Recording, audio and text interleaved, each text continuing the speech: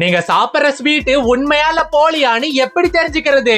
Number 1, உங்களுக்கு sweet ரொம்ப விலை கம்மியா கிடைச்சா கொஞ்சம் ஜாக்கிரதையா இருங்க. ஏன்னா அது கலப்படம் பண்ணதா கூட இருக்கலாம். நம்பர் 2, ஸ்வீட்ல அதிகமான சில்வர் லீஃப் இருந்தா கொஞ்சம் ஜாக்கிரதையா இருங்க.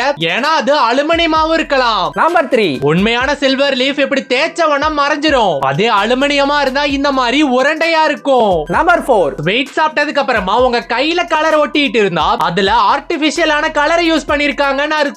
நம்பர் 5, கோவாவை கையில வச்சு நசுக்கி பாருங்க. உண்மையானது தூள் தூளா இருக்கும். ஆனா போலியானது வலுவலுப்பா இருக்கும். நம்பர் 6, கொஞ்சோண்டு ஸ்வீட்டை பாட்டில்ல போட்டு குளுக்குங்க. அதுல இருந்து நுர வந்தா அது போலியானது. நம்பர் 7, கடலை மாவுல செஞ்ச ஸ்வீட்டை தண்ணியில போடுங்க. உண்மையானது மெதுவாதான் நனையும். ஆனா போலியானது உடனே கரைஞ்சிரும். நம்பர் 8, ஸ்வீட் சாப்பிடும் போது வாயில ஒட்டினாலும் இல்லனா அதிக இனிப்பு தெரிஞ்சாலும் அதுல சுகர் சிரப் யூஸ் பண்ணிருக்காங்க.